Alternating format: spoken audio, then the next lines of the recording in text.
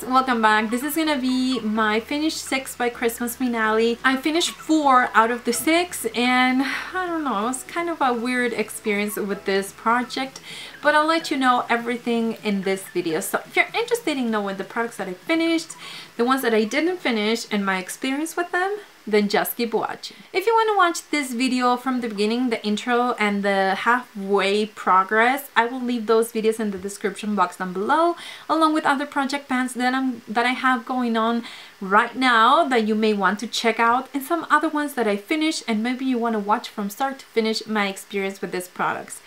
I find that it's pretty amazing, this kind of videos, or they are pretty amazing, just because it's like sometimes you love a product or you learn to love a product that you didn't like before, and it's like a process. Each progress or each update, you start to see how my opinion is changing with some of these products, and that's okay, because when you start to use products consistently, then you realize what it goes with you, what you really like, and what you don't really need in your collection. So I'm gonna go ahead and get started with the first 4 products that I did finish, and if I would repurchase them or not.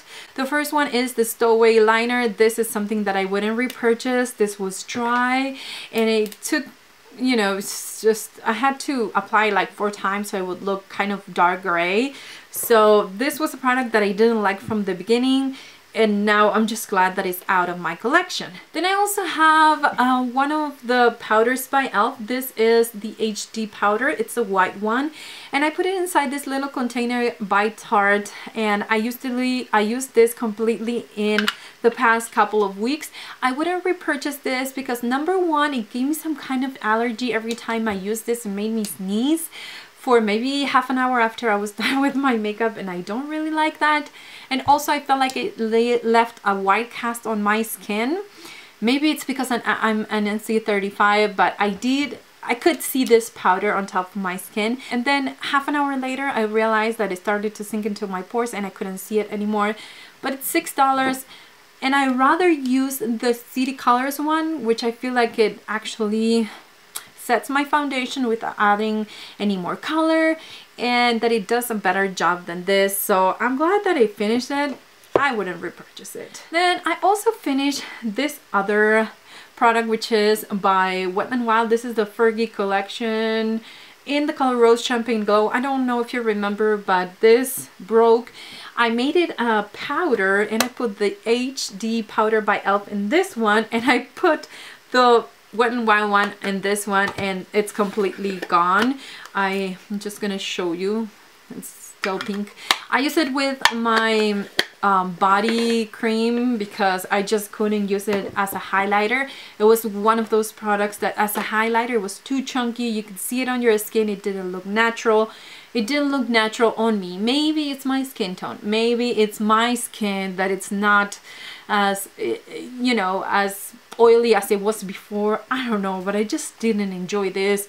I wouldn't repurchase it, and I'm glad I put it into this project because I feel like since it crumbled, I didn't use it that much, and every time I went to a store and saw it on sale, I thought that I would repurchase it and see, you know, if it was a brand new one, if it was better.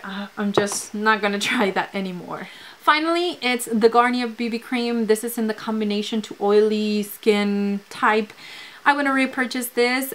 This is completely gone. It's just air inside here, and I was gonna cut it open, but honestly I don't like how this looks on my skin. It sits on top of my skin. You can see that it's some kind of product I have on top. It actually oxidizes on me. Once again, I don't know if it has anything to do with the SPF being expired in this product, and if I put an SPF underneath, I felt like it oxidized it even faster. I don't know if it's how the ingredients get blended or just what happens after the SPF is gone, but I always felt like it oxidized on me.